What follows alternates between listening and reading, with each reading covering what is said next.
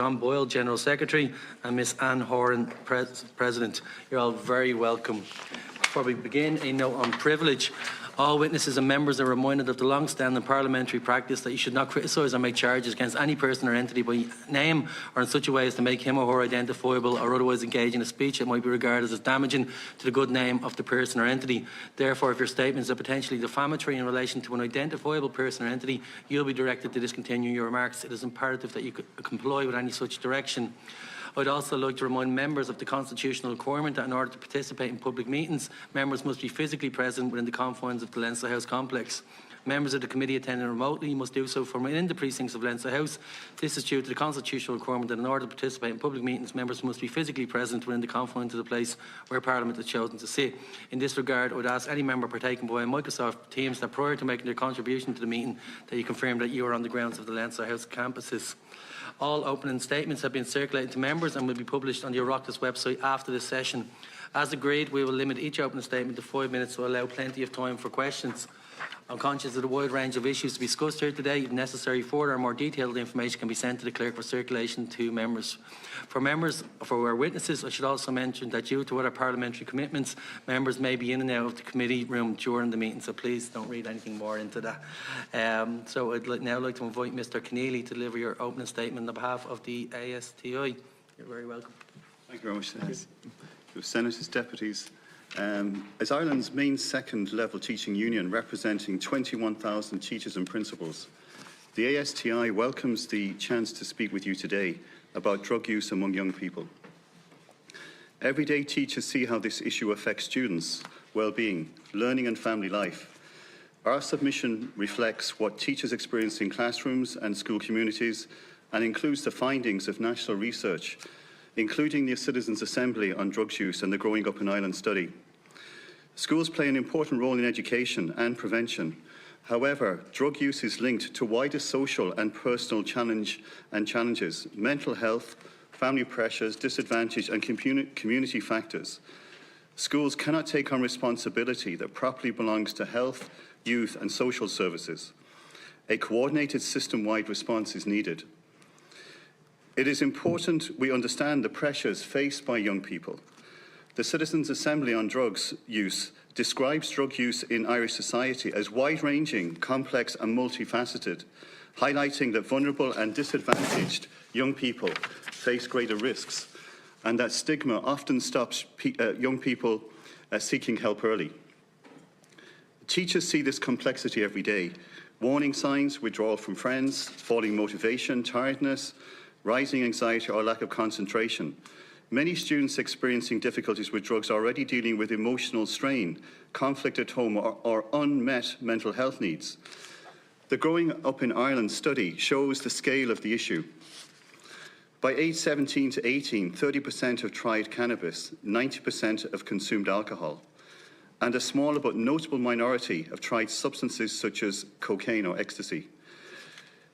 These behaviours rarely emerge suddenly. Growing Up in Ireland findings show that children who struggle academically, socially or emotionally at age 9 or 13 are much more likely to engage in risky behaviours at 17 to 18. Drug use is often the result of difficulties that began years earlier. Inequality is also a major factor. Young people in lower income households report poorer health, more chronic illness and higher exposure to risk. Teachers witness the effect of these disadvantages every day. In terms of the role of schools, ASTI supports the provision of SPHE, Social, Personal and Health Education, and RSE, Relationships and Sexual Education. The updated curriculum for junior and senior cycle aims to develop resilience, emotional understanding, decision-making and relationship skills, all of which contribute to prevention and well-being. However, as SPHE is compulsory for schools to provide, but not for all students to take, this creates difficulties with timetabling and continuity. Effective SPHE delivery requires adequate teacher training, but much of the currently available CPD is short-term and insufficient for the complexity of modern well-being education. Access to specialist supports is an even greater challenge. The Oireachtas report on mental health services highlights long waiting lists for psychological assessment, inconsistent access to counselling and major regional variation in supports. Teachers are deeply committed professionals, but they cannot take on the roles of counsellors, therapists, social workers and addiction specialists, in addition to teaching. Prevention and early intervention require strong, accessible mental health and community services, not simply additional pressure on schools. The ASTI view on a realistic national strategy is that it should include restored and expanded guidance counselling, including guaranteed one-to-one support, meaningful investment in teacher professional development delivered during the school day, improved mental health, family support and youth services, ensuring timely referrals and early intervention, reliable interagency cooperation, enabling schools and health professionals to work together, lower pupil-teacher ratios and stronger pastoral systems allowing early identification of difficulties, clear, consistent substance use policies aligned with department guidelines and developed with input from staff, parents and students. Prevention is not a single lesson or a programme, it is a long-term collaborative effort requiring adequate levels of staffing, clear policy and accessible supports. Young people deserve a response to drug use that is understanding, evidence-based and realistic. Schools play a central role, but they cannot solve this issue alone.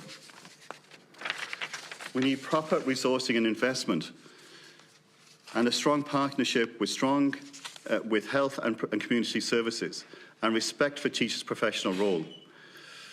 In order to build a meaningful preventative system, we need a system that will meaningfully protect and support students. Thank you for this opportunity to present to this committee, and we welcome any questions. Thank you so much, Mr. Conneely.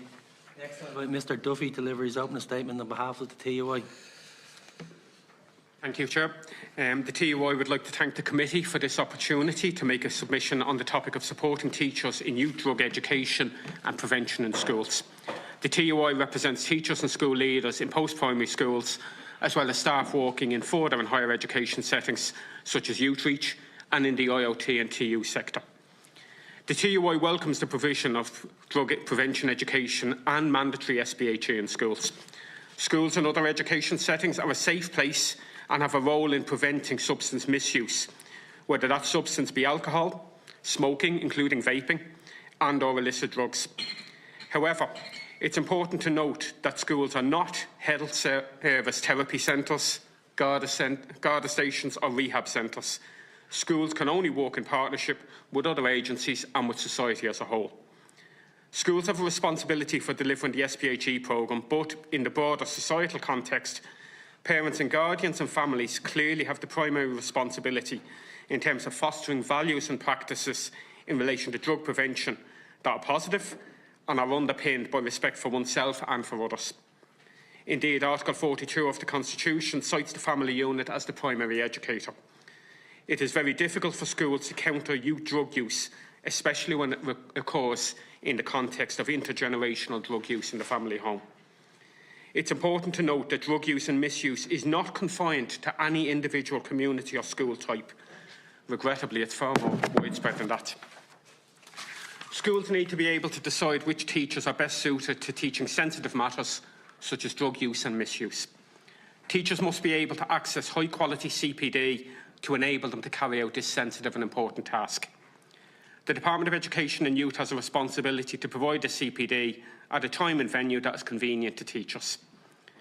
The TUI notes that the information provided by the Department of Education and Youth to this committee on November the 26th of this year, that over 2,000 teachers have been able to avail of CPD in this area within the last year.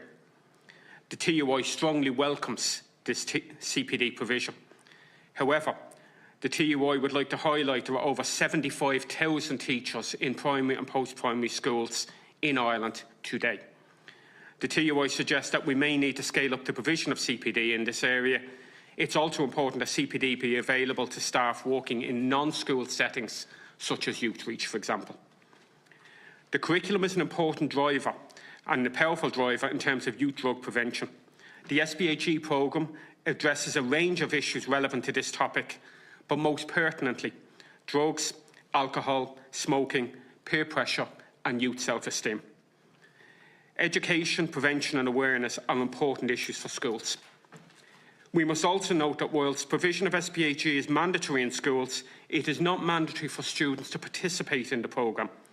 Parents may choose to withdraw their child from the programme, thereby denying the child the opportunity to study the material, as well as creating potentially significant timetabling challenges for the school. In relation to non-school settings, especially further education and training settings, the TUI would like to note the submission to this committee by Dee Ferris on November 26th that outlined how short-term FET programmes, often provided by private providers, can present challenges in terms of providing a wider education, including drug prevention, as opposed to, if I may say, clocking up the credits. The TUI is also aware of reports that some materials and/or speakers being used to support the provision of SPHE in some schools, may not be in line with best practice of independence and the provision of non-directive expert knowledge. The TUI believes that it can be useful for schools to use outside materials and/or speakers to provide particular parts of the SPHE programme. However, it is important that schools are confident that the materials and/or speakers are in line with best practice and that particular agendas are not being pushed by the materials or by the speaker. It would be helpful to schools if the Department of Education could develop, or at least coordinate the development of, additional resources that schools could then have confidence in using. As noted in the Department of Education and Youth and CSO data, student numbers in post-primary alone rose by 84,000 between 2006 and 2023. Full-time student numbers in higher education rose by 46,000 in the same time period. That's a combined increase of over 100,000 students. Unfortunately, as noted by the OECD, in terms of percentage of GDP, Ireland spends less than half the OECD average on secondary education and only slightly over half on tertiary education. In conclusion, schools and other education settings are doing an excellent job in early prevention. Schools have an important role to play in the area of drug prevention and education, but responsibilities also rest with others. The great American educationalist Larry Cuban once said, "When society gets an itch, schools get scratched." The TUI would like to make the following recommendations to committee. All schools should have access to HSCLs, not just DESH schools. There should be additional provision of guidance teachers to all schools. Members of student support teams need ring-fenced time to carry out their prevention work. There needs to be more pastoral supports in schools, especially year-head positions. And CPD should be available to all education staff in the post-primary and youth reach systems, and not just to a small number of staff. I'll be happy to answer any questions that the committee may have, and thank you. Thanks so much for your contribution. Finally, I wish to invite Mr. Boyle to deliver his opening statement on behalf of the INTO. So, Caithfirlí Ceachtaíogus Canadóí Goramaigh as Jesh Lord Livignew. So the INTO welcomes the opportunity to present our statement on school-based drugs prevention at primary level. As the oldest and largest teachers union in Ireland, representing 54,000 members across the island, we have long advocated for the health and safety and well-being of our pupils. While the majority of primary age children, thankfully, are not directly involved in drug or alcohol abuse, it is clear that early age-appropriate prevention and well-being supports can reduce future risk to enable pupils to develop the knowledge and confidence that they need to make safe and healthy choices. The INTO and our members understand this and remain steadfast proponents of evidence-informed substance use prevention education in our primary schools. However, schools cannot be expected to deliver high-quality prevention and well-being programmes in the absence of adequate resources and appropriate external services. Effective prevention requires clear national policy, adequate staffing, sufficient resources, sustained professional learning and access to external health and community supports. It must also respect the realities of teachers' workload and the complex needs of the pupils in today's classrooms. Substance use prevention education in primary schools is currently delivered through SPHE, supported by the Walk Tall programme, the Department of Education and Youth's recommended resource for promoting healthy choices and personal safety. Walk Tall was originally developed in 1996, and in 2024 the HSE noted that it remains broadly aligned with international evidence on effective school-based prevention, being skills-focused and developmentally sequenced. However, Walk Tall predates the redeveloped curriculum and does not fully align with the new learning outcomes under the wellbeing specification. This committee should therefore recommend that Walk Tall be revised without delay to bring it into full alignment with the redeveloped curriculum and to ensure that teachers have a contemporary and well-resourced and structured programme to deliver with the materials that reflect current realities. It's now 10 years actually since this programme was reviewed, and the revised curriculum is out of kilter with it. In practice, primary schools deliver prevention education conscientiously, but face systemic pressures including limited time, little access to quality training and increased complexity in pupils' lived experiences. The forthcoming curriculum provides a timely opportunity to update resources, strengthen teacher support and ensure schools are equipped to support pupils with a realistic and well-resourced framework. Without this scaffolding, the curriculum will have little impact. International research is clear that drug prevention programmes are only effective when specific conditions are in place. Successful programmes require adequate instructional time, structured and sequenced lessons and opportunities for pupils to learn skills actively rather than passively. They require teachers who feel confident and supported and who are given the professional space to work with colleagues on planning and implementation. They also require support for school leaders, a whole school approach, a positive school climate and access to specialist therapeutic services. At present, schools are facing a scale of change that is unprecedented. The coming years will see the enactment of the redeveloped primary curriculum, the introduction of the new GESH plan, which we very much welcome, training linked to the new child protection procedures, the revised code of behaviour guidelines and guidelines for addressing behaviours of concern and crisis situations, and the NCSEs relate, and I could go on with this list.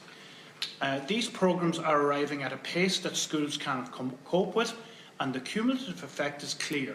Schools are stretched to capacity, with many principals and teachers reporting they are now at breaking point. Alongside these changes, schools are managing an ever-increasing workload related to pupils with additional needs, most of whom are included in the largest class sizes in Europe. Any programme that is simply added to an overloaded system is unlikely to achieve the outcomes that national policy intends. Teachers value SPHE and wellbeing education, but struggle to give the time and attention it deserves because of competing pressures.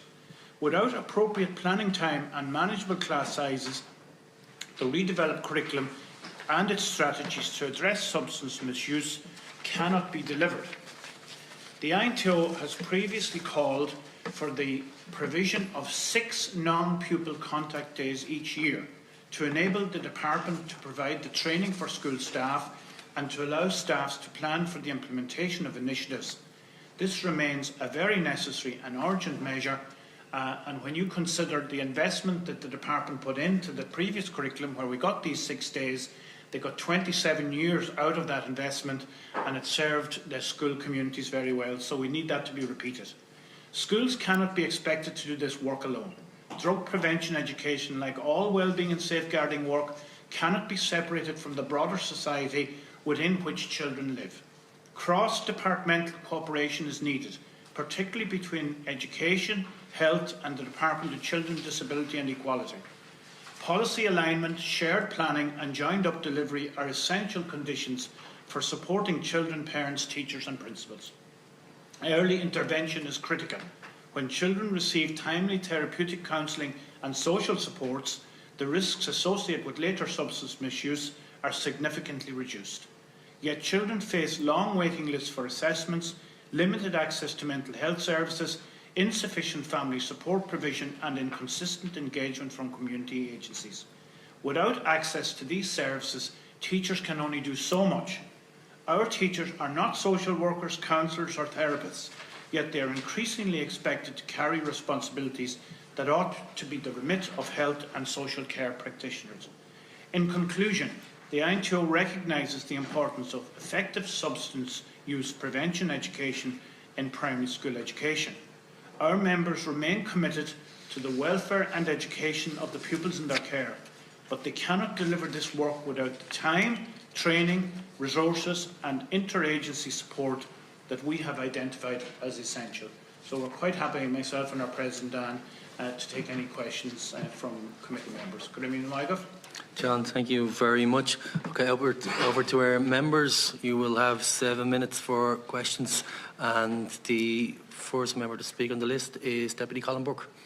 Thank you very much. Thank you, Chair, and thank you to our guests and for their presentations, and also for the work that your organisations and the teachers that you give support to for the work that they are doing within the schools, whether it's primary or secondary school, or even and also in third level.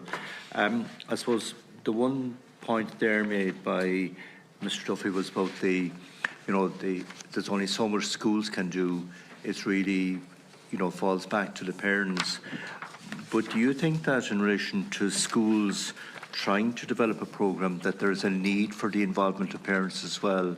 And how would you develop that out as regards, who else is there providing the information or the support to parents? And there is, does there need to be a better connectivity? And I suppose then if you have that, obviously schools will require that support in order to engage with the parents as well. So I'm just wondering, from your experience of schools around the country, different schools do different things, but some schools are very proactive as regards working with parents because it's the only way they can deal with this issue. And I'm just wondering what's your own experience or the experience of your members on this issue? Yes, Yeah. Mr. Duffy. Thanks, Chair, and Deputy, thanks for the question. I think it's a really important one. And I think one thing that we would feel very strongly is that it's important for all the aspects of the community to work closely together. That's the school, that's the community centre, that's the local sports organisation, could be the local community drugs task force, etc. But I suppose my particular expertise is in the school level area of that. It is really important that schools be working with parents, and they do. I think it's also important to note this is not unique to any individual community or type of school. This sadly is quite widespread in terms of the issue of not just illicit drugs, but also smoking, vaping, alcohol misuse, etc. I think from a school point of view, what schools need most of all is additional homeschool liaison officers and additional guidance counsellors. Because in terms of prevention work, HSCLs are a vital link with the local community, and particularly with parents and guardians. And also in relation to then triaging issues where they arise, guidance counsellors are an important step. Now, it's important to say, as I think all contributors thus far have said, it's not a case that schools can solve all the problems. We have a range of expertise, but we don't have expertise in, for example, the medical end of things, which may be relevant as well. But I think what's important is that those additional supports be provided to all schools, not just some. Coming back on that, you go back even 10 years ago, the number of SNAs that we now have in schools compared to what we had, and then particularly in primary schools, compared to what we had 10, 15 years, has totally changed. So, there was a mindset within the department and within schools to try and deal with particular issues they had with children that needed additional support. Now, this is a very important issue. Should we not be doing something likewise in relation to expanding the point you're making, that the schools need that additional support, where the schools are working more with parents and with the students together, but they need the additional staff to deal with that? I'm conscious that there's been a lot of hands. So I just think to interject politely is a life skill, so just jump in there if you want. Yeah. I think parental involvement, it is so important, but very often the parents who don't engage are the parents who should be engaging. And, we can't deny that many of our children are living in an environment where drug abuse is present, either as an addiction or as for recreational use. And this is where walk tall is very important in our primary schools. It is, and it will, when redeveloped, provide a spiral, age-appropriate curriculum that could be built on, as the children are getting older. I think it should be redeveloped, and, as John said in our submission, that asking the committee to look for that. as a matter of urgency, the redevelopment of Walk-Tall. Thank you. Okay. Yeah. Also, Deputy Burke just come in on that point as regards parental involvement. Currently, in a lot of our schools throughout the country, we have a school completion programme that sits parallel to, I suppose, the daily teaching. But those school completion units they're a facility that is actually set up by TUSLA, and they actually work both with the student population in a kind of a non-educational premise, but also try to build link and courses that would integrate parents into the school environment and act as that bridge. Now, that is not in every single school, and by no means it's widespread, but where it is, it's very effective in order to bring in the outside community into the school. But I do accept that in some places, I mean, I know in my parts of my own constituency where, in fairness, you have parents who are extremely supportive, but then you have some parents who opt out, and it's more difficult then for the schools to try and introduce any kind of programme as regards where it's a joint approach. And I think that's one of the challenges that schools have as well. Sorry, I think you are. Deputy Burke, I was just going to say that I suppose there's different levels maybe of parental involvement. So in the first instance, it's really critical that parents would be involved at a national level. For example, on the NCCA, who are designing curricula, parents have a strong role to play there with all the other stakeholders. And for example, we had an initiative a number of years ago with the National Parents Council where we held a conference with regards to counselling supports for children in a school setting. It was the first conference of its kind, and we had guest speakers from southwest England, where this scheme was running really, really well. And on foot of that, we actually put this in as a priority in our pre-budget submission for that particular year, and sort of surprised ourselves that government decided to run with it immediately. It's only at pilot stage, but it just goes to show you when the NPC and the NTO are working closely together that you can have a scheme like that rolled out, which was a new beginning really from the Department of Education. And what we learned from that was that perhaps it's time for the Department of Education and you to take responsibility for the supports that would be going into schools directly, rather than being over-reliant on other departments, particularly other departments who have failed miserably to deliver those supports for decades. So we built on that and had a level of support then for a few other initiatives that government introduced afterwards, and we're welcoming the fact that the Department of Education Youth has recruited 41 therapists there recently, directly. So I suppose at that macro level, the parental involvement is important. Then when you go to the school level, as our colleagues have said, we expect that our annual conference this year that we're going to be calling loudly for a major extension of the homeschool liaison initiative. I remember myself as a homeschool liaison coordinator in a large Dublin Jesh Band 1 school, been very, very impressed with the Northwest Health Board, who had a drugs prevention programme standalone. All the other health boards were doing their own thing at the time, and I was very proud to introduce that to the local community in South Dublin, and the teachers worked very closely with that programme. So it's important, I think, that other agencies and departments link in and provide all the supports that are needed. But from the primary perspective, the biggest gap at the moment is that the Walk Tall programme is 10 years out of date. The second gap with that programme, it's been a long gap, there hasn't been training for teachers in that programme. We're just a little bit over time, and I'm also conscious John Conneely has been trying to get in there very politely, so just, and then we might move on. Yeah. Just to answer Deputy Burke's question there about, you know, how could parents be involved. There is an opportunity when a school is developing its own, you know, kind of substance abuse policies or whatever, or substance policies, that they could actually, you know, survey or interact with the parents, and, you know, to make them aware of the policy. So, you know, by surveying and contacting them, I'm sure it is being done in schools presently, in a lot of schools. So that's an opportunity for them to do that. Fundamentally, though, to address the actual problem with drugs, I mean, it is, as we know, it's an increasing problem. It's quite complex. It's multifaceted, and I noticed that, Deputy Boyle mentioned, bringing in, additional supports, etc. And we need to link with health professionals. Teachers, we said there, they're not health professionals, but we do have, guidance counsellors in schools who are trained in this area.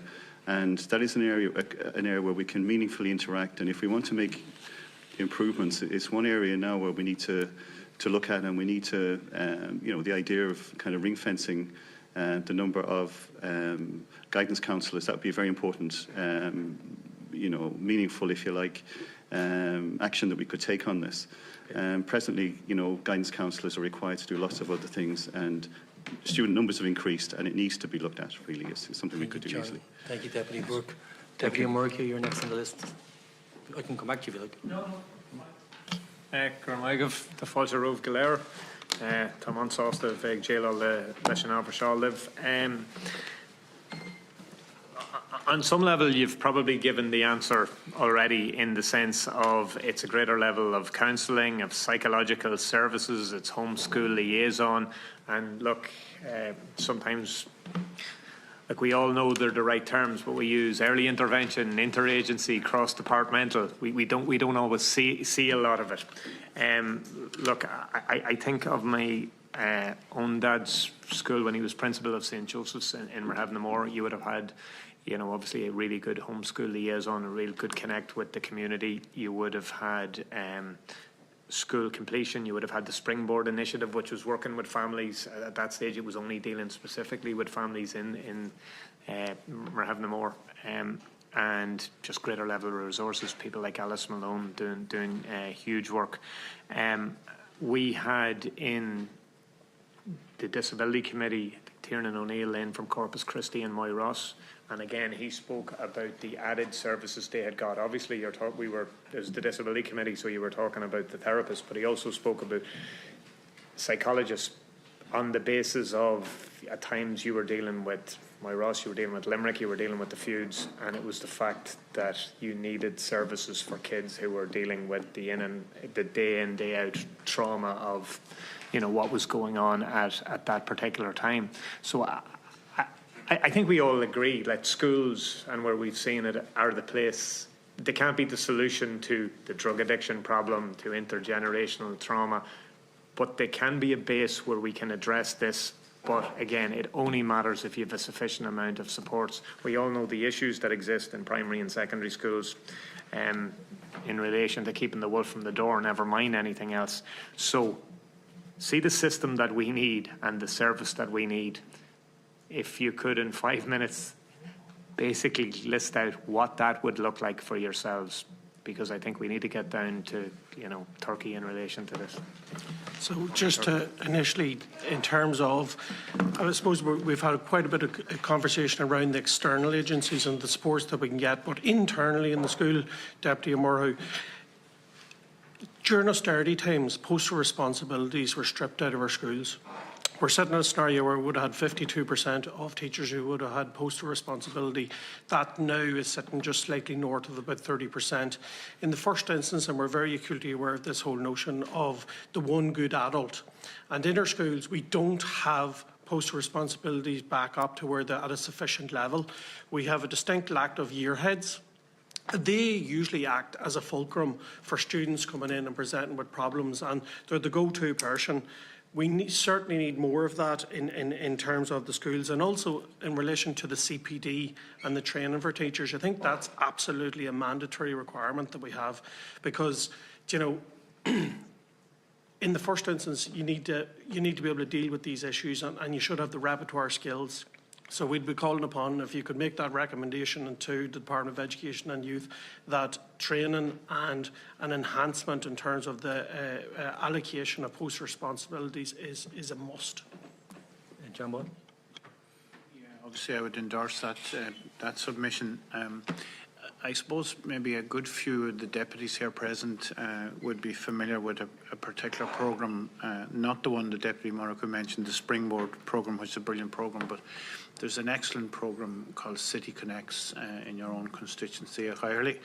And when we were making our submissions to the Department of Education and Youth in relation to a JESH Plus scheme for the last 3 years, we were very much impressed by the City Connects. and whatever JESH Plus is announced by the new minister, unfortunately the announcement has been delayed for a number of months due to the change in ministry in education. We would want to make sure that it's a trauma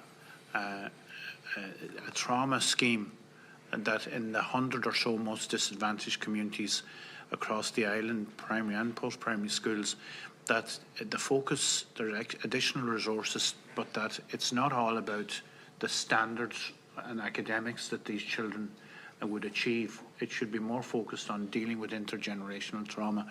So I was glad to hear the Deputy Muraku mentioning that fact, that was the situation in his father's school in Dundalk. And unfortunately then, I suppose, beyond those areas, drugs is a scourge in many, many small rural communities, as well as in those urban communities which have been neglected for so long. So in terms of some of the supports then that you would require, we actually feel as a union that there are sufficient models of support in the system. The problem is that those models are all languishing below the levels that they should be, and that's from the post-responsibility to the homeschool liaison scheme to all the various pilot schemes, some of which have been running for 20-odd years. The Early Start programme, really great early intervention programme at primary school, and as I say, a big review of the JESH programme is going to be required. So I don't think we need to reinvent the wheel with this. We just need to give additional resources to the programmes that are already there, to enable teachers to do their best, and SNAs and school communities to address this issue in the longer term. John Conneely? Yeah, just to just mention that in order for us to kind of do anything meaningful in schools, we need capacity as well. And I think there's a problem with capacity in schools in the minute. The schools are overstretched in lots of different ways. So one of the things we could be looking at there is to reinstate to restore the pupil-teacher ratio to the level that it used to be, and it's very high at the minute now. And we need to. That's something that needs to be addressed, and it's something I think we have senior cycle reform coming, a whole load of things coming at the minute. So that needs to be addressed. Other things you're looking at there, we're looking at the. Again, as we mentioned, the restoration of, and expanded guidance counselling. This problem has increased. It's not the same as it used to be, and it's forever. And that would be very important. We need to look at the socio-economic issues as well that are behind all of this as well. I don't think it's just a school-based thing. We need to look at the inequalities that are there that leads to this, the disadvantage, generally in communities needs to be looked at. So that's something which is a long-term thing, but it's something that's very, very important. It is linked to the drug problem, and it's something that we need to look at as a country. Other thing we need to look at, in terms of kind of interagency support, it is very important that schools would have access to health professionals. And at the time, the capacity in the system doesn't seem to be there. They don't seem to exist as far as I'm aware, and there's difficulty in recruiting them. But there needs to be major efforts to address this problem, which is a serious problem, and we need to do something meaningful in that area. So. Thank you. Mr. Bell, do you want to? Yeah, thank you very much. So I suppose for me, the Citizens' Assembly on drug use clearly mentioned that they wanted a comprehensive, evidence-based, health-led approach to drugs education in Irish schools. Now, we strongly wish to be involved in that. But the reality is it comes down to three things. So you ask, what does it come down to? And sadly, it's going to come down to investment. It's going to come down to staffing and policy changing around things like guidance counsellor, as John has mentioned earlier. If you take, for example, things like SPHE classes, which are a vehicle to deal with these topics, and there could be an effective vehicle. They're not going to be an effective vehicle if you have 26 kids in a room. If you're going to try to talk about evidence-based teaching in a room with 26 kids, if an issue comes up, that issue can't be dealt with in a group that size. So we need to decide if we're going to implement SPHE. Yes, we can tick a box and say we have implemented SPHE, and I can sit in front of that class and I can tell them the dangers of drugs, but I can't deal with a conversation with students around their experience, because in a class that size that would just be impossible. In fact, it would be quite dangerous. The second thing I would say to you is sometimes advice, bad advice, is worse than no advice. So you can't have a situation where you have teachers in classrooms who are not completely and utterly educated in relation to drug use and drugs as they go on. This advice must be continuous. It must be upgraded all the time. It's not enough to say we will do it once. It's done, we have a box ticked, and we'll go like that. Deputy Burke, you asked a question about parents. The problem we have on the ground, and I know it was already mentioned, but the kids that we need to speak to the parents of, those kids' parents tend to be the ones that just don't engage with us. So we've got a lot of problems, but ultimately, to solve these problems, we're going to have to invest in. If we want to do it, we have to invest in. The final thing, I suppose I would say, is this is not the only thing that we have to deal with in schools. Schools have become a panacea for all things. Everything, Mr. Duffy said that when schools, when somebody itches, we scratch. That's the reality in every way. So if we're going to be serious about implementing this policy, and if it is going to work, then we need smaller class sizes, really good, effective, clear training, and we need people, access to people who have expertise, be that guidance counsellors or people in our communities. Mr. Bell, thank you so much. Thank you, Deputy Murray, for your question. Senator Fitzpatrick. And thank you all for being here. And yeah, prevention is always better than cure, isn't it? And you're correct. You know, schools are the panacea. Society itches and the school scratches, or whichever it is. And whoever said that more eloquently. The point is well made, though. After family units, schools and teachers and the school community is the second most important, probably, relationship in every young person's life. And if young people in those settings can be responded to in a meaningful way that meets their needs, the power and the payback, not just for the young person and their family, but for society, is enormous.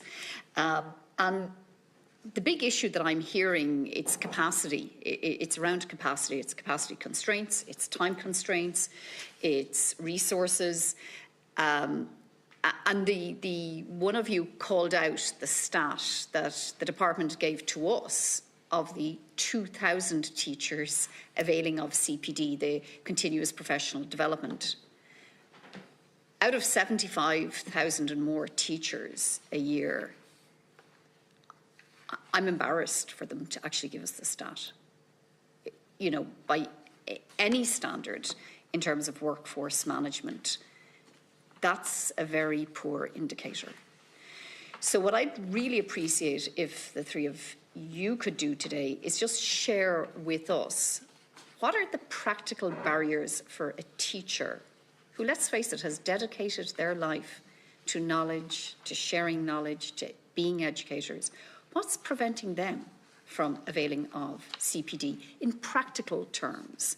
Because we need to go back and share this with the department. And this, you know, immediately, if we were to increase the capacity of teachers to avail of CPD, and I'm not dismissing all of the other really valuable suggestions that you have made in terms of the homeschool liaisons and the counselling, all of that. And I don't want to dismiss the incredibly valuable work being done by City Connects and other programmes. But we've 75,000 really talented, dedicated, educated adults engaging with young people every single day. We need to resource them and we need to enable them to avail of the CPD. So can you tell us, please, what needs to change in their daily lives and their work practices to make that a possibility? And actually, just when you're answering as well, give us an indicator of what you think would be a decent stat, you know, in terms of workforce management. Well, thank you. John Bowles indicated for us, but let's go to all three on that question. Deputy, 910 hours of tuition time in primary, one of the highest levels in the OECD. In every other jurisdiction, there's time for staff development built in. Okay, we don't have that in Ireland. For example, this is the first time since the foundation of the state that the staff in schools got training on child protection. Now, I don't know if you're aware of that. This is the first year ever in over 100 years that the staff, SNAs, secretaries, caretakers, teachers got child protection training. In terms of this training that we would require for this programme, the walked hall has been in existence for a good length of time now, and the training was always done in teachers' own private time. That's how that scheme was rolled out. Usually 10 Wednesdays, 2 hours, finish school at 3, get home after 6. And when that programme was rolled out in the school where we prioritised it as a programme, every single member of the staff attended the training for the 10 Wednesdays, and they were given 2 EPV days in exchange for giving up their 20 hours, 2 days that they could use as personal days for family events and so on later in the year. Now, you're talking about that stat. In my view, if the government was serious about that walked hall programme, they would provide that training within the school year for every teacher and SNA and staff member together. Because there's no point having, like, it's fantastic to have the post holder that we mentioned to be the coordinator for the programme. But one teacher cannot coordinate everything that's going on in the school properly. Everybody has to be getting the same message. So I would ask that you would recommend that a day or 2 days in the school year be set aside for all the teachers of Ireland and SNAs to have training on the walked hall programme. And that would be a good starting point for the discourse from today. John, thank you. David? Thanks, Chair. Thanks, Senator, for the question. And thanks, Senator, for the question. I think it's very astute and really relevant to what we're trying to achieve here. And I think to some extent it's an element of urgent crowding out important. There's really, really important CPD happening in the area of SPHE, for example. There's certainly not enough of it, but it is happening. But it gets crowded out by the more immediate issues and very important issues of CPD, for example, for curricular change. And obviously we're seeing quite a lot of that, both in the primary and post-primary sector at the moment. So that's important. I think what's important to note is not every teacher needs the same level of training. You'll have some teachers in the school who will have to be trained to a very high level and will almost be subject specialists in the area of, for example, SPHE. The level of training needed by HSCLs, the level of training needed by guidance counsellors is going to be at a particular level. But all teachers need some level of training. They don't necessarily have to be experts in every area, but they need some level. In terms of the capacity constraints, I think a lot of it boils down to every school wants it to happen in a 2 or 3 day block at the start of the year, at the end of a term, or at the start of the next term. And in fairness to the CPD providers, it's not possible for them to reach every school on those particular, for example, 3 days. But I think what's really important is that we make a level of CPD available to every teacher so that every teacher sees themselves as a teacher rather than necessarily a teacher of geography or French or history, to pick 3, for example. But I think those sort of issues around the time being available, the days being available, and this being blocked as something important. And we don't end up always with a situation of urgent crowding out what is an important matter in itself. David, thank you so much. John? Just from a practical point of view, I suppose, Senator, there are problems with the capacity in schools. There are so many initiatives coming in at the minute, senior cycle redevelopment, etc., training things going on. And there's a problem with, teacher recruitment and retention. That if you want to go out for a day, there is a problem with somebody replacing you. It can be difficult for schools to get a replacement. So, the capacity of schools, to do this and to be able to sustain this, is very, very important. And also, CPD itself, we need to be careful that we don't look at, the CPD as becoming kind of, if you like, the solution for this. It's a very, very important part of it. But we also need to, this all needs to be supported by health professionals as well, the whole, early kind of, picking up the problem in schools. It needs to be supported by health professionals as well. So, CPD is very, very important, but it does need to be supported as well by health professionals. And getting the capacity of schools at the minute, it is a kind of, it's not really that sustainable to keep on adding stuff and adding stuff and adding stuff. It is very, very difficult to get out So It does sound like you've all recognised and acknowledged the widespread issue that drug misuse is. absolutely, And you've yes. also, I suppose, really painted a picture of schools at breaking point in many respects, being overwhelmed, teachers individually, but also schools. Yes. Thank you, Senator Fitzpatrick. We'll have a second round. Senator Rowan.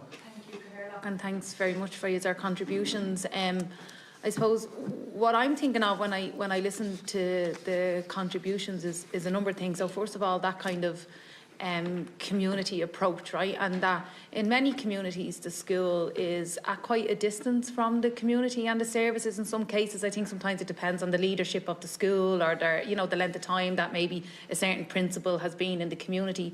But some schools are I suppose, they're not really engaged with the other services. And there's a programme run by Fiona O'Reilly and Dr. Austin O'Carroll where they train GPs, the GP training programme, where to work specifically in areas that are under-resourced and underserved, so that the doctors understand that it's not always a medical issue that's in front of them, that there might be other social prescribing things that are necessary, or to understand that intergenerational piece, that trauma piece, all that other pieces. And I suppose in looking at education and the training of teachers, say, to take it back away from the continuous progression and development and look at the actual teacher training as it currently stands. So when we look at teacher training as it currently stands, like, people will cover certain topics and theories and look at inequality and look at these as a classroom-based exercise. And for me, when I look at, say, especially DESH schools and DESH Plus schools, what will be DESH Plus schools, is that instead of necessarily in classroom training as part of your overall teacher training, whether you're in Marino or whatever university that you're in to do that, that actually some of your placement would be very specifically in actual local services, youth services, drug services, traveller services, domestic violence services. So that, for me, sometimes it's not about the curriculum that the teacher teaches, it's actually about how the teacher responds to a child or to a family. And when you've experienced any sort of deprivation or drug use, I was a drug user before I got to secondary school, and you can feel when there's maybe judgment there, even if it's unintentional, you're hyper vigilant and you will rule a teacher out, not you, not you, not you, and you'll allow the ones in. I had an amazing guidance counsellor. They managed to get me to third year, which was a big success. But he was very important for that. But there was lots of teachers that made it very difficult because of it wasn't about what they knew or didn't know about addiction. It was the judgment in which they brought into it, or the scaremongering, or the panic, or the ring your parent. They actually made the situation worse rather than better. So for me, it's even less about what is going to be taught in the classroom, although it does need to be evidence-based. But actually that trauma-informed piece is so important. There's kids that will use drugs that get suspended if they're caught with cannabis in school. So you have kids, expelled. So you have kids that have been expelled from school, but yet we're acknowledging, I suppose, as ourselves and as a society, that there's lots of other reasons why a child may be using drugs, and we're making that child's situation worse instead of better. So I'm just wondering, is there something else that's a step before a teacher is even in the school that doesn't only apply to addiction? It would apply to everything. There's kids being raised in hotels, there's whatever. There's something about the care, the compassion, and the non-judgmental and class analysis for some teachers in their work life, and how that might just impact the overall culture in general. So that's one point. And the second point then is the use of schools after hours. I think the fact that schools close, and there's a real opportunity, especially for some of those parents that no longer engage. A lot of parents in communities like mine don't engage because actually they've had a really bad experience at school. It's actually the thoughts of re-engaging in that, the power dynamic in it can be quite threatening.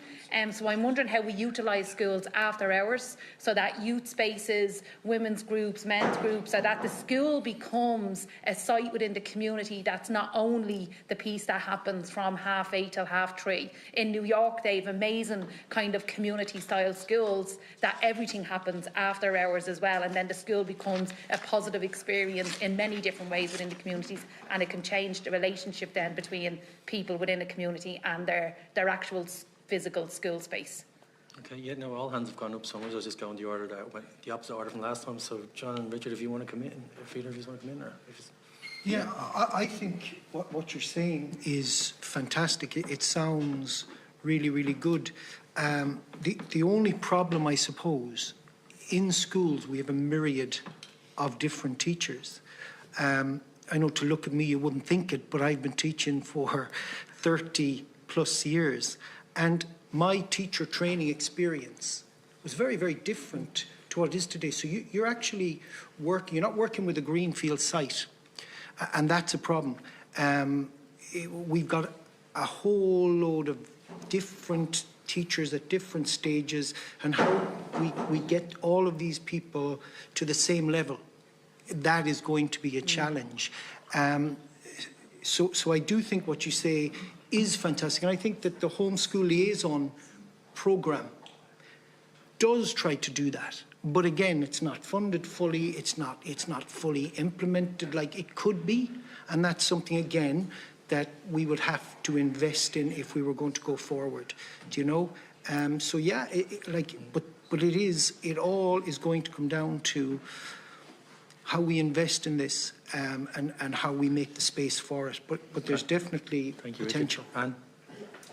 I just wanted to say that, I'm teaching in West Limerick, a very rural area, and, in primary schools in rural Ireland, engagement with the services, it's actually minimal, and that's not because we don't look for it, it's because the services themselves are too busy to help us. And, that's a huge that's a huge part of this jigsaw.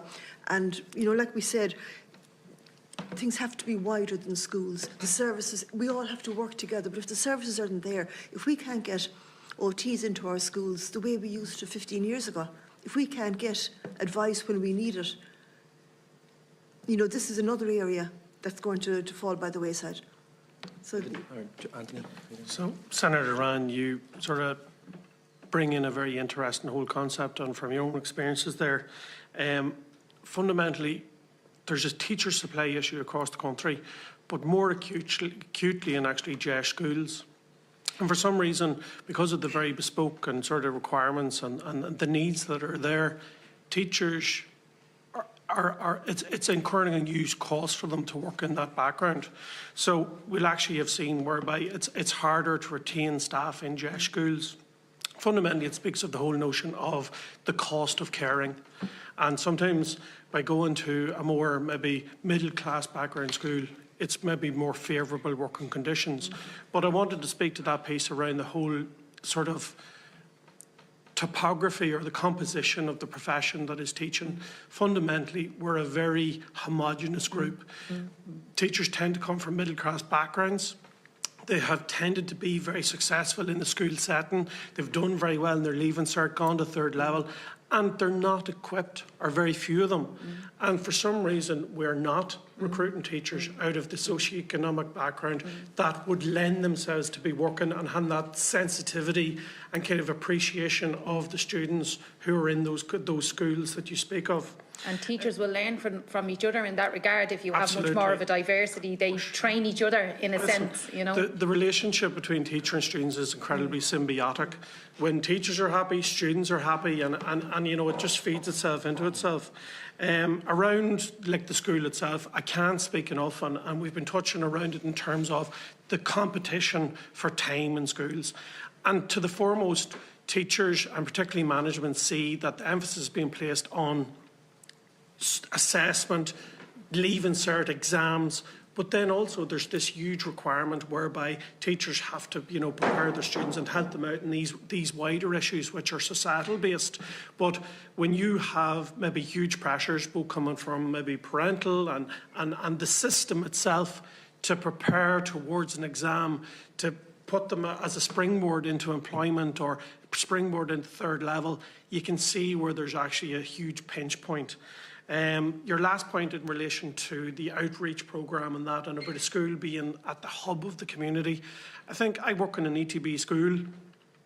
There is a huge amount of that work going on. There's night classes happening in our school. There's extracurricular where the young hurling team's coming in, or the football team, and they're using the facility, but that's not being replicated. But that might speak to there not being a caretaker available to open and close the school, that the principal and such is the sort of level of intensification of the workload that you know, the principal can't stay any longer, the teachers can't stay on any longer, and unless we have almost like a shift pattern, it's very difficult to have that in place. Thank you, Anthony. I'm going to have to go to Senator Shirley, but we will have time to come in and speak to any issue that hasn't got over.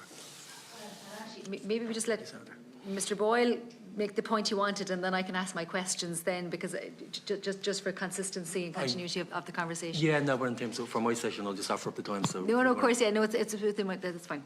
No, only I was glad, actually, Senator, that you sort of changed the dial a little bit here in the line of questioning. And, you know, we did put a bit of focus on teacher training in the profession. But I think the point is well made about pre-service training. And a lot of the primary teachers of Ireland make their mind up that they want to be a primary teacher before they leave the junior cert exam. So there's a role for the TY programme, I think, and it plays a good role. Then when you go into the initial teacher education programmes, like, we very much welcome that the Minister has announced that there's going to be a mandatory special education placement, but we're concerned about the detail about that, because we feel that young teachers being in their initial teacher education, they shouldn't be assessed on that placement. If they're going in early, they should experience it in a non-pressure situation.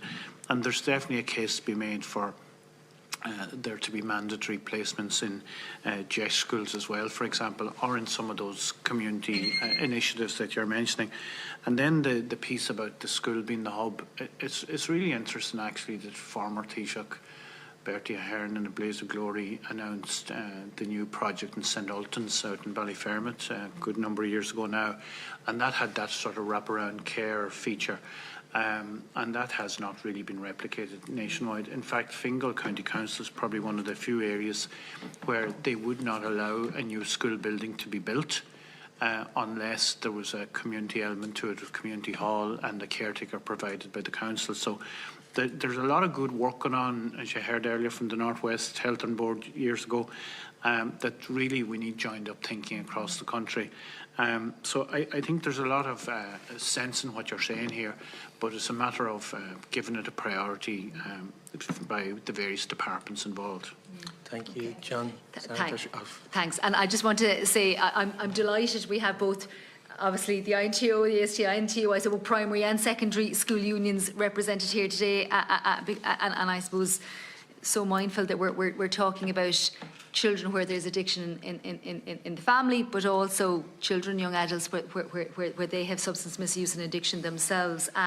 So really glad that we're having this hearing. And I suppose I just want to pick up on, I suppose, the point that Senator Rowan was making, and indeed Senator Fitzpatrick as well, about teacher training and CBD. And I suppose all too often it's down to the exceptional teacher within a school, and how do we actually mainstream, that's not the right word, but how do we make sure that every teacher is equipped with those tools to be able to recognise a situation that's trauma informed. And I suppose going back to that question about CBD, and in some ways this is kind of a question for the wider education sector, but you know, if it is voluntary, and you might correct me on that, and if, you know, obviously I hear you very clearly that the time isn't allocated within the education system to take up CBD, and there are lots of other matters, and Mr. Duffy I think very eloquently talked about the urgent, or the being over the important. So how do we reform the system of CBD to make sure that there is that ongoing skilling and awareness, not only just of addiction and trauma-informed teaching and care, but all the other issues that need to be looked at within the school system? Yeah, David, do you want to start? And we go along the line. Chair, and Deputy, thanks a million for the question, and I think it is really, really important. It is really absolutely vital that CPD be available to all teachers. And as I mentioned, there will be... So it's not available, because if it's... so I hear availability is one thing, but take-up is the other. So how do we make sure it's taken up, I suppose, is the thing. And sorry to cut across you. If you want a system that highlights CPD in this area as being a national priority, that means it needs to be provided by the relevant aegis bodies. That could be the HSE in this context, it could also be IDGE, but it needs to be available during the school day. so that then it is in essence mandatory. Because what it then means is that everybody is attending in that school on that particular day or 2 days, whenever it is. So there'll be an element of some being available voluntary, some being available during the school day. But that does mean, and society is going to have to recognise this, if we want teachers properly trained in this area, that means we close the school for a day. And we provide the training to every member of staff. Because otherwise, you're talking about only a handful of staff being able to avail of it. So if we want everyone trained in this, that means training provided to an entire school staff on a particular day, which means that school will have to close for that day. But do we feel this is a national priority or not? And I think this is a vital national priority. Just to give a kind of context for Deputy Sherlock. Anthony, I'll bring you back in shortly, but I do want to just offer three unions at the same time. John. So our concept of the 30 hours, Deputy, so 3% of the school year to be given to CPD, which is sort of basically the percentage across the developed world, but we don't get it in Ireland. So that's 6 school days, 2 per term. And our idea would be that if that worked well for the 1999 curriculum and it continued for 8 years, and even though the childcare situation may have changed somewhat in the intervening 28 years, parents at that time understood the value of the state investment in teacher training on the job. So much so that they didn't complain overly about the school being closed for the 6 days in the year. So if you take that into this context, I mentioned the child protection training being made available this year 1 day, okay? I don't think any parent in Ireland complained to their school principal that the school closed for that training, because absolutely vital training. The question for government and Department of Education is drugs awareness training as important as child protection training? And if the answer is yes, then the exact same model should be replicated for that, and for behaviours of concern and dealing with crisis situations where there has been no training provided except to a small number of special schools. So that's a model that's tested over time, and we feel that it needs to be implemented again for forever, actually, not just for the next curriculum, because there's always going to be big demands like this on the system, and the best way is to give the people the time and the training and the resources to deal with it. Richard or John Conneely? Yes, just to give a bit of context, in schools, it was mentioned, Senator Horan mentioned, schools being used, etc. I mean, they are used after school. I'm just recently out of the classroom, and, we had hurling was a huge thing in the school, and, this is County Clare, and football, GAA, soccer, everything, you name it. We had science projects, we had a whole load of things going. So teachers give a huge amount of voluntary time anyway to things. And it does, having extracurricular stuff in the school does help with the well-being of the community. It's a huge thing, and it's a very practical thing, and they engage with teachers, they develop a rapport with them. They might say stuff to those types of teachers who I've got great respect for, these teachers that take teams and stuff night after night, and they provide this service for this interaction with students. So so teachers do this anyway. Now, if you're talking about CPD in schools, I think having it in school would be imperative, that it is in school hours, and it could be, closing the school for the day would be one way of actually achieving this here. But also you need to recognise that if you want teachers to take on board these new initiatives, they're doing these extra Croke Park hours, which they really detest, and they're doing these things here, which are not really that meaningful.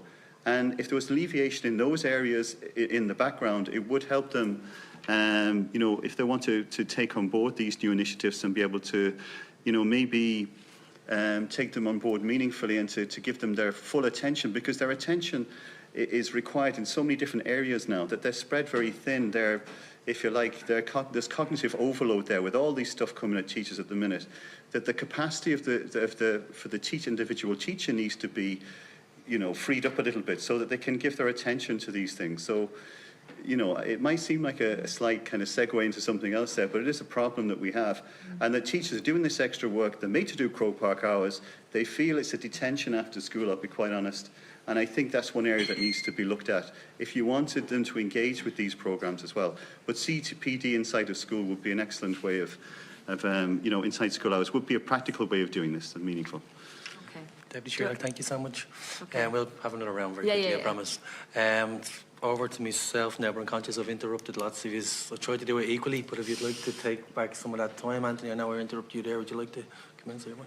Yeah, I just wanted to speak to Deputy Sherlock's notion around the CPD, and as framed in schools at the moment, there's two different types of CPD. There's mandatory CPD, which happens when the school closes down, but there's also elective CPD, where teachers engage by their own volition in terms of training after school. Now, one of my other hats, I'm on the Board of Management in the Monaghan Education Centre. And we tracked in terms of the CPD provision.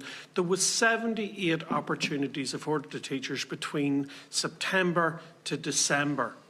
Okay, so in terms of teachers, like, there's a very vast array and competing notion of professional development that is being offered there. In the post-primaries at the moment, we have seismic curriculum change that's after being undertaken, whereby we have a brand new revamped junior cycle programme and also now senior cycle coming down the line.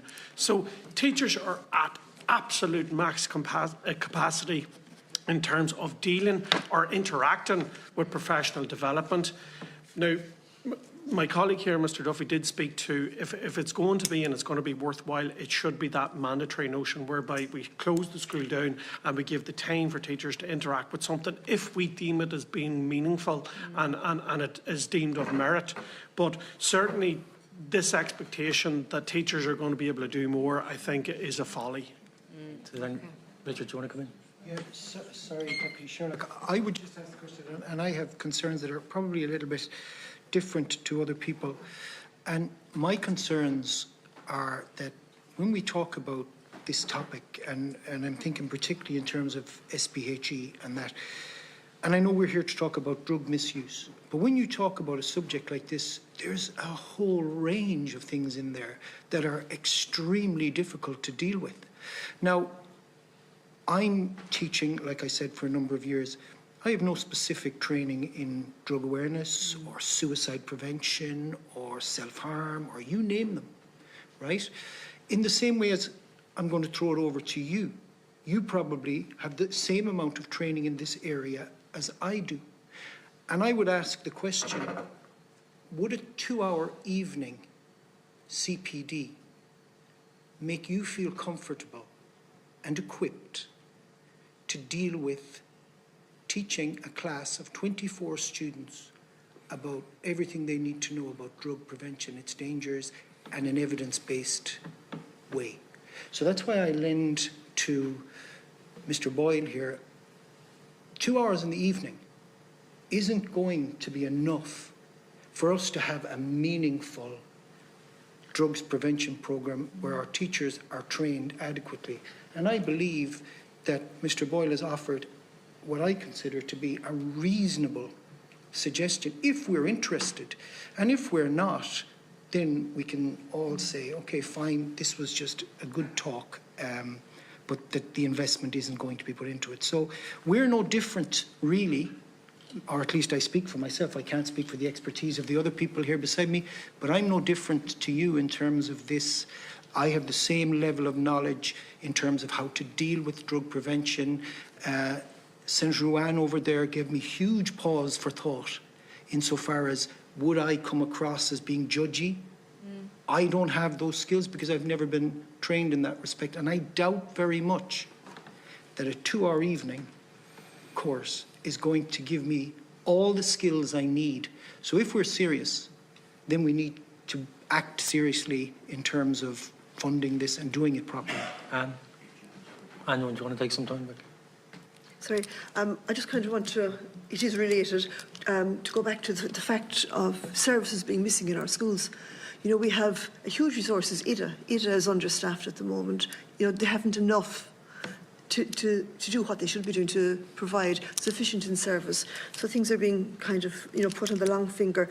NEPS is another huge resource to us. And again, they're short-staffed there.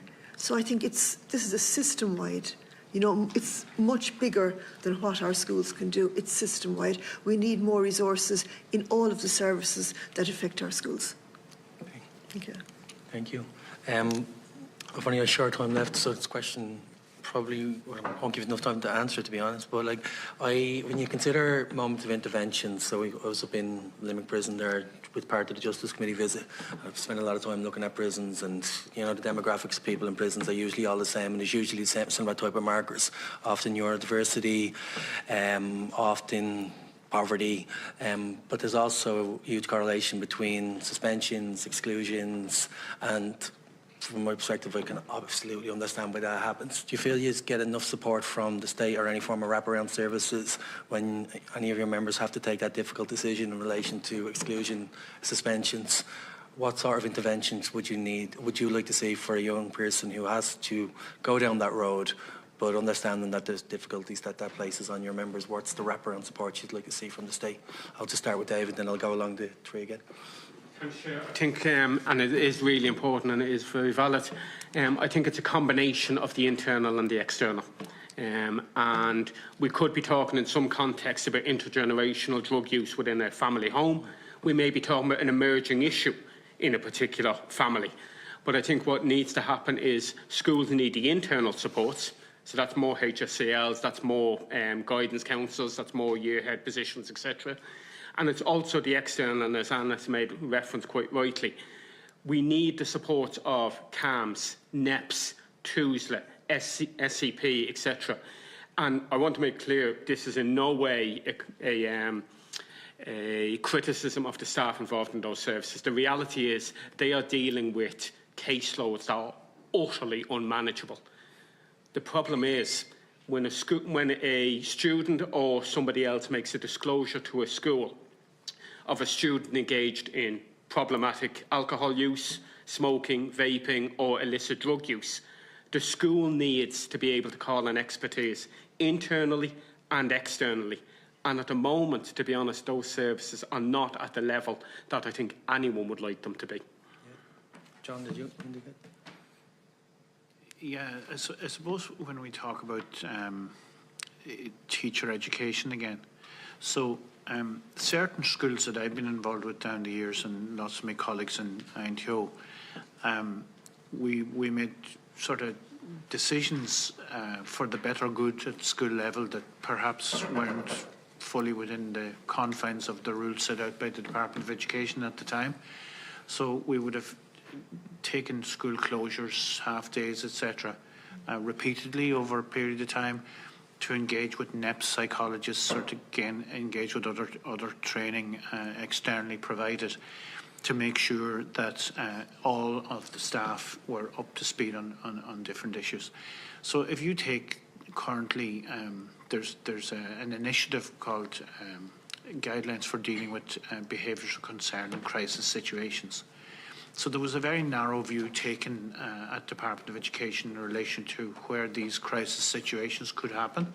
And I think they felt that primarily they would happen in the special school sector, which of course we didn't agree with, because any of us who has experience in working in ordinary national schools, or particularly maybe in the JES schools, crisis situations happen in all types of schools, and there's behaviours of concern in all schools.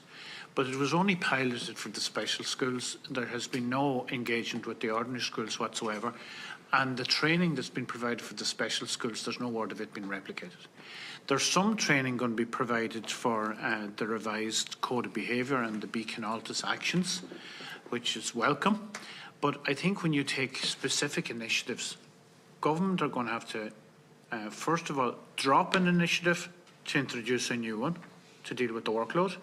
And then when they do introduce one, introduce it with gusto and give it all the supports that it's needed to make it successful, and then move on to the next. So that would be, I suppose, a big learning for me as a professional in the, lots of time in the teaching profession, that sometimes you just have to, despite the lack of support from the department, you have to take the bull by the horns at school level and make the better decision for the pupils in the school. Thanks, Sean. Richard or John, would you we need access to supports, of course. We need CAMS, NEPS, etc. And this is a problem. Just my own background. I grew up in Manchester, actually. And I grew up in a council estate in Manchester, and I kind of went through the whole education system, and I did okay. But we still had the house there until very, very recently. And the reason why I'm mentioning this is because when I grew up, I wasn't aware of any drug problem, but there's a house which my family home, I've been going to it until very, very recently now. And, because my mother passed on, etc. But the drug problem there, I couldn't believe how the drug problem developed over a period of quite, the past decades. It's massive now on the area where I grew up, and it does bother me. So the big thing with, schools is it's a very complex issue. It's quite difficult. It doesn't matter what training you get. We're not health professionals. We're not going to be able to deal with this situation. We can contribute, but I suppose our role would be that we would be able to take this somewhere else and bring it to somebody else. We're not equipped. We won't be equipped after 2 hours of CPD to deal with these situations. So we absolutely do need these supports, and it's something, the health professionals coming in would be crucial in this. Yes. Okay, John, thank you so much. Yeah. Second round, Colin, do you want to go for a second round? Yeah. You'll have 4 minutes, Colin. Just briefly, I'm just wondering, what level of engagement has there been with the department over the last 12 months as regards trying to, I suppose, improve the supports that teachers have and improve the training? Has there been engagement, and where are we as regards, you were saying 2,000 out of 75,000. And I mean, I've seen, teachers being very proactive, and I'm going back over 20 years ago, for instance, in what is now a Daesh school area, where teachers came back in mid-August and brought in what would be, say, 40 children who they knew needed a head start before school resumed, and did, every day for 2 weeks in August, and provided support to those children to make sure they fitted into the school system then when it started on the 1st of September. And likewise, I've been involved in projects where young people have dropped out of schools, brought them in, gave them a choice of course they could do, and these are people over 15. But the biggest problem we had with them was literacy and numeracy. When we needed a survey of them, people who had left us 5 years earlier, where they now were, 70% of them are in full-time employment. So, you can actually get results, but the question is, it has to be across-the-board system set up. And I'm just wondering, going back to the Department of Education, where are we with the department taking on board the training, the support, and providing the skill sets for teachers to deal with the challenges that are now there, which are totally different challenges to what were there 10 years ago or even 5 years ago. And I'm just wondering what progress can be made on that. So, John, David, and then back to yourself, John and Richard. It's a real battleground, Deputy Burke. So in April 2023, the National Council for Curriculum Assessment provided a framework to Minister Foley, which he didn't publish for some time, but eventually did, around what would be needed to support the introduction of the redeveloped primary curriculum 2.5 years later. So then, when we went to the launch of the curriculum, we discovered in September this year, in a blaze of glory down at the department, we discovered that the department had a much scaled-back plan for supporting the introduction of the redeveloped curriculum than what the NCCA had recommended to the department. So much so that one of the senior people in the department openly admitted to those gathered there that the IDEA, which is the Professional Development Service for teachers, was probably only resourced to about 50% of the requirement. And of course this was a real red flag for us, because we were aware that post-primary had already got a step ahead of us as the Leaving Cert was being implemented a year before the change to the primary curriculum. So if IDEA was only half supported where it needed to be, the chances are that that support was all going to be taken up by the support for post-primary, and yet you heard from the post-primary unions here that they're not even happy with that level of support. So we're deeply concerned about next year's rollout of the primary curriculum, including eventually the revised SPHE, within which today's discussion is centred. So there has to be a sea change in the mindset in the department. There's 500 primary teachers going to be stripped out of mainstream classes because the department didn't reduce class sizes for the last 3 years. They're all going to be put on redeployment panels all around Ireland this summer. There's certainly plenty of space in IDEA for those 500 teachers to be seconded experts in the primary sector into EDGA to help with the rollout of the primary curriculum. So that would be another suggestion I'd make and a good starting point for the government. Thank you, John. David. Thanks, Chair and Deputy. Thanks for the question. I think in fairness to what the colleagues in the Department of Education, we do have to highlight one important development within the last year that is very welcome to the TOI, and that's that SPHE is now a mandatory part of the senior cycle curriculum. So we do have to acknowledge that. However, I would point out, as I mentioned in my opening statement, it's mandatory for the school to provide it. The Constitution, quite rightly, gives parents the opportunity to withdraw their child if they deem it to be so, or if they deem it to be their wish. So there's no guarantee that every child is accessing it, even though every school is providing it. But I do think in terms of the provision of CPD, we do have to go back to the original aspect that the Department of Education has said to this committee recently, quite rightly, 2,400 teachers have been able to access CPD in this area in the last year. And that's very welcome. I don't want to suggest anything else. That is very welcome.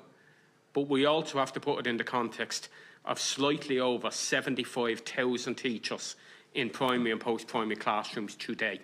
So we have made some progress, but I would suggest, Deputy, we have quite some way to go in a situation where we're talking here about drug prevention, which I do believe has to be a health priority and an education priority for the country as a whole. Okay. Thank you. Thank you. John? Just to say, it's very important that we look at the root causes of this here, and the housing, all those kind of things are very, very important. Good quality housing. It does, so the socio-economic problems need to be addressed fundamentally. But regarding the question, actually, which is, obviously,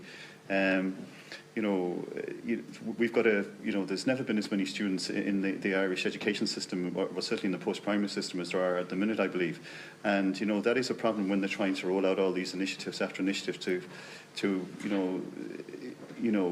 we've an expanded drugs problem, we've an expanded initiative problem, we've an extended the population, thankfully, is good at the kind of post-primary and primary level. But it does create difficulties for the department, I'm assuming, and IDGA as well. But we do need, but whether there are problems, they need to address them. If they want to bring an initiative, they need to have the personnel to train people up, and they're just not there. That seems to be a problem, that we should have, proper training. We need proper training, and we need, it needs to be, something like this needs to be supported in the long term, because it's an important problem, and it needs to be addressed, and so it needs to be taken seriously. Deputy Morricue, you're next on the list. 4 minutes. Look, I suppose we could break this down in a million ways. And if you just were to deal with schools and the pressure that they're under, and let's say the legacy issues that you're carrying, if we weren't dealing with the drug issue, if we weren't dealing with the need to educate those with disabilities and even those with challenging behaviours and all the rest of it, we still come up short. So that's a particular issue that needs to be dealt with in relation to the education system. If we were serious in relation to the drugs problem, I think, John, it's exactly what you said. We would be serious about dealing with inequality. We would be serious at dealing with deprivation. We would be serious about all those particular issues. And then we would be serious about a holistic approach. And that's everything from the criminal element that impacts badly on communities, right through to the added supports that families need, and then that proper preventative stuff of actually going in and working with families. And look, when I was talking about the examples, and probably there's a million other examples in relation to school campuses that are shared with, shared services, and schools like Redeemer Primary School would boys and girls would work with the House in Cox's, who we would have had in front of the Children's Committee, and they will all talk about their under-resourcing. They will also talk about, more than Tussla does, the increased complexity, and you said it yourself, John. And I suppose the question I'm going to put to you is, we are in a very different world. If we could get into the ins and outs of how schools have been impacted by dealing with more complex cases. Someone was on about the one good adult. We're dealing with circumstances and situations where that doesn't always exist in a family setup. Even the good granny isn't always there. I know an awful lot of youth workers would talk about that. Because, look, we already know it's resources all around, it's the agencies, it's the support services, and it's the school, and it's all of it working at once. We already know what needs to be done. But if we could deal with just how bad this is at this point in time. Deputy Murky, could I just also... No? Okay, right, sorry. Keep going. If anyone wants to come in there. All right, it's the complexity that schools are dealing with at the minute. You know, we've already spoken about what's needed. Look, it's very complex, Deputy, and you know your own dad's probably when he retired realised it was becoming more and more complex. And even in the last 6 years since I left the largest primary school in Ireland, and Anne is still attached to her school, the challenges are more and more for teachers. We put some of it down actually to the impact of the COVID pandemic and the lack of supports that were there for children, you know, at preschool level at that particular time, and the lack of diagnosis and the long waiting lists. And then when you have an ordinary mainstream class, which is the largest in Europe, and you have so much complexity within the class, and very welcome that we have so many children from Ukraine and IPAS students included, and some of these came from trauma backgrounds as well. You know, the class, the actual delivery of the curriculum has become more and more challenging, and there's nearly more need for a teacher to be a carer than a teacher, and there was always a balance between caring and teaching, but the caring aspect was less and the teaching was more. And now teaching has been interrupted because of all the various complexes that are there, and the support services are not there. The funding, I mean, in your own constituency this morning, we were hearing about a poor principal teacher who had to ask the school community for toilet rolls to keep them going up to Christmas. So, look, at schools are stretched to capacity, but, you know, the members of the unions who are working in those schools, they're deeply committed people. They're particularly perturbed in the more challenging school environments that they can't fill their vacancies. And that's putting pressure on the system as well. So we're here for solutions, and hopefully we offered some today. We'll let her ask her questions, and maybe you can just read the responses into the record if she has to go just alongside. So, sorry, Deputy O'Rourke, I just know. Thanks so much, Chair. And look, and I just want to absolutely share and echo those sentiments in terms of if we you know, I think an awful lot of the issues we're talking about today, if the education system took much more seriously, or the department took much more seriously, the issues of inequality and deprivation in terms of how the school system is set up, I think it would certainly dramatically help in terms of that trauma-informed care. And just, I suppose, to the point, Mr. Bell, actually 2 hours is better than nothing, and as somebody who's undertaken trauma-informed care, I can say that. Obviously I'm not an expert and there's others much more, but it is certainly better than nothing. It's just important for the record. But two things I want to just ask is, firstly, just to pick up on Ms. Horan, you made the point about, I suppose, the lack of interaction with health agencies, right? So what help, if any, Department of Education has been in signposting or tying a school in with the local health services if there's a particular issue that comes, the awareness emerges in the school of a particular issue? How good or otherwise has the department been in being able to signpost you to where you need to go? NEPs are very good, and they're very, very helpful. Yeah. They're, you know, we all have a critical incident plan. Yes, you know, yes. all of that has been developed with training, properly developed. I can't remember, John, you know, when you want to get advisors into your school, who do you get them from? Yeah, Look, they're fairly scarce now. I mean, if there's you see, you would like to think that you would get this before the critical incident occurs. And it's not even critical incident. Yeah. It's like, you know, it's tying with the CDNT. For the ongoing supports, like, you know, we're hearing from members of our executive who would have 5 or 6 special classes attached to their school, that there's going to be 3 NEPS visits in the school year. And that's a school that probably needs NEPs to be in the school every week. And you go to other jurisdictions, and when we're walking towards a more inclusive education system, and the UN CPR is recommending this, you go to other jurisdictions, and the first thing you notice, and I noticed it myself in Finland, they have all these therapists on site either in the school or attaching to the local borough. In some primary schools that had preschools attached, and lots of children with disabilities in Finland, I even noticed they had little swimming pools and little areas where the children could, go to sleep for a while to take a nap. We're very short of all those sort of wraparound care, and the department sort of indicates that that various other departments might help, but it's very difficult to get through to them when you really need to. Yeah.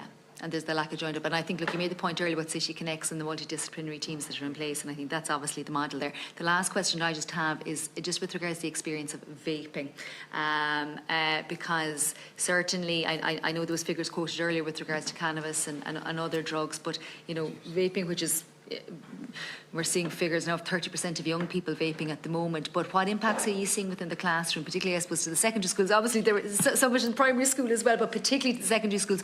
What are you hearing amongst your members as to the impact? We've seen some research with regards to increased irritability and other. The research is still emerging, but I suppose, can the ASTI TUI shed any light as to what your members are seeing at the moment? Anthony?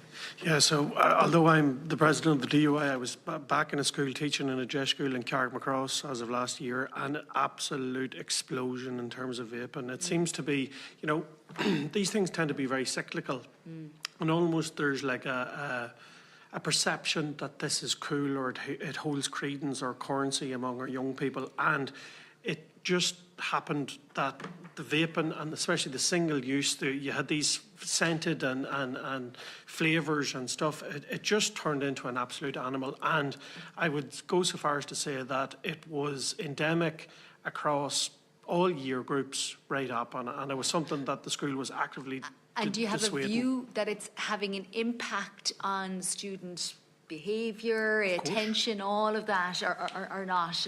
Well, in the very just logistical terms, it was actually leading to students leaving class. It was leading to almost truancy. It was leading to a myriad of issues. And then also, it's that piece of once you start to go down that road of incurring the code of behaviour and kind of the sanctions within a school, like that fundamentally is a slippery slope for anybody, because it impacts on their educational provision. Sure. Okay.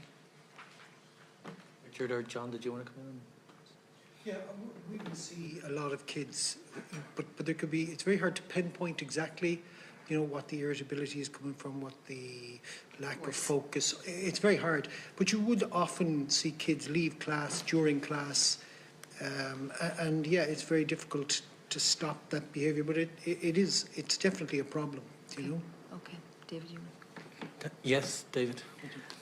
Thanks, Chair and Deputy, if I may say. As well as the impact on students, it's also having a significant impact in terms of resource allocation within, within the school. So you're tying down staff in terms of preventing it, you're tying down staff in terms of investigating it, you're tying down staff in terms of then trying to deal with the aftermath of it. So there's a significant resource tied up because of it.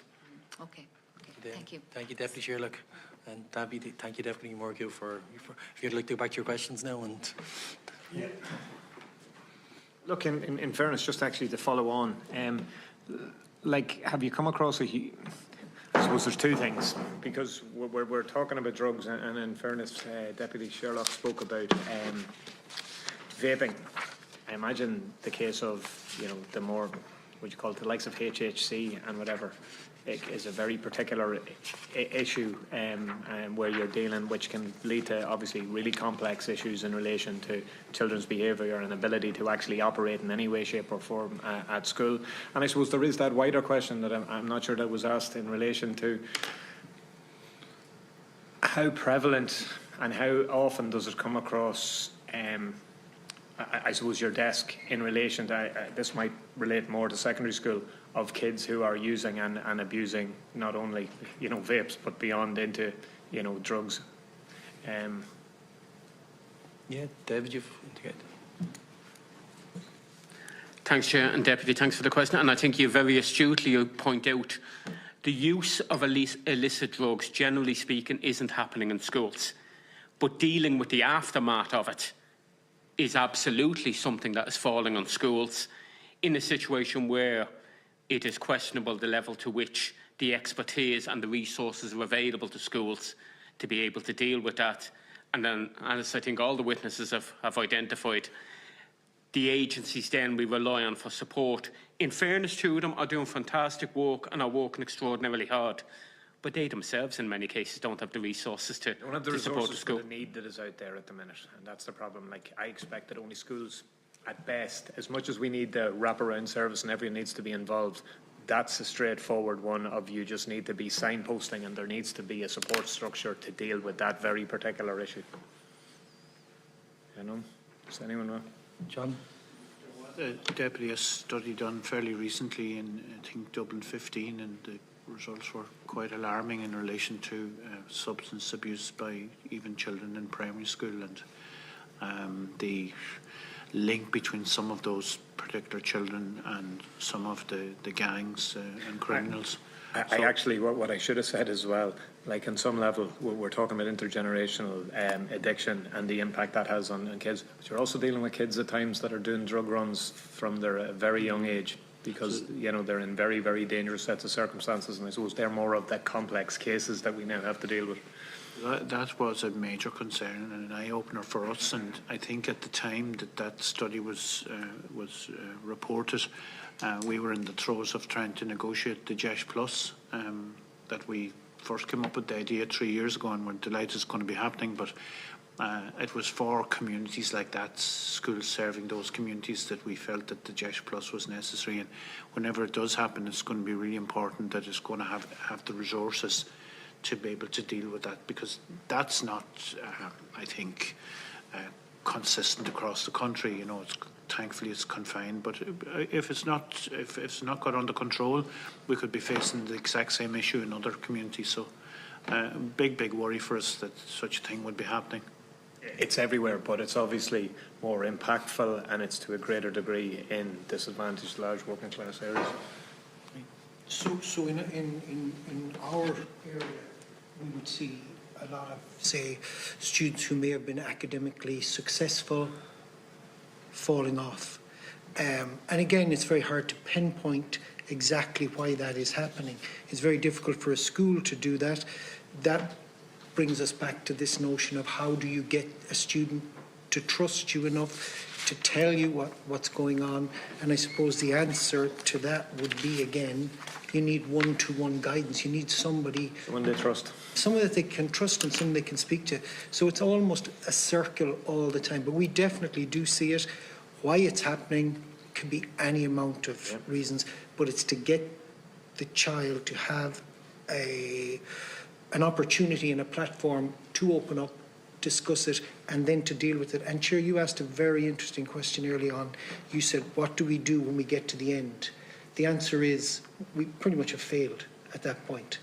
And we need to get to where you want us to get to before we get to that point where the student is disciplined, because that's not the answer here. The answer has to be prevention. That has to be our role. And however we get to that point, that's the big question. That's the big question for us. John, you'd like to... Yeah, just to make the point that, you know, the problem with any type of illicit substance is that it tends to lead to, it could possibly lead, it's more likely that it will lead to something else.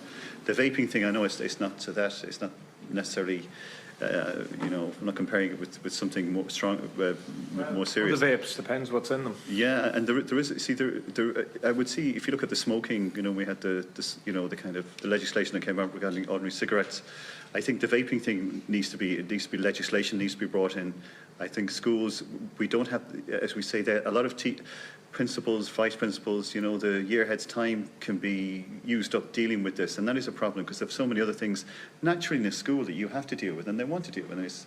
So I think, you know, that this is going to have to be, you know, legislated for. There's going to be some legislation which restricts the sale of this stuff, and you know, the idea. We were dealing with some of this yesterday. The idea that students can get their hands on these substances, and you know, there isn't sufficient legislation around that. It's very concerning. So. Okay, John, thank you so much. That's all members have. Yeah, no, it's not a question, because it was just a follow up on what Richard said, and it was that, you know, that idea of failure. And in front of the Children's Committee, we had a Northside partnership here, as I say, the House in Cox's, a number of organisations, and but archways were there, who would do an awful lot of work even in around everything from training for, you know, parents of kids with challenging needs right through to the Greentown type project. And they spoke about the fact, well, in some cases we're dealing with, you know, 3 or 4 generations in. On some level, for all the good we're doing, there's an element of failure.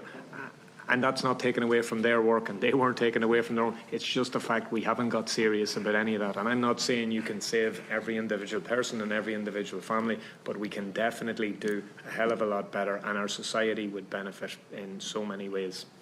It's a fantastic way to end it, Deputy Mayor Kuhn. Thank you so much to your witnesses for coming in and giving us your expertise. Please extend their thanks to not only your unions but to your members for the invaluable work they do under immensely difficult circumstances. We hope that your contribution to our report will make things a little bit better for your members and also for the communities that they serve so diligently. So, Merry Christmas and Happy New Year, and we'll see you all then. Meeting adjourned.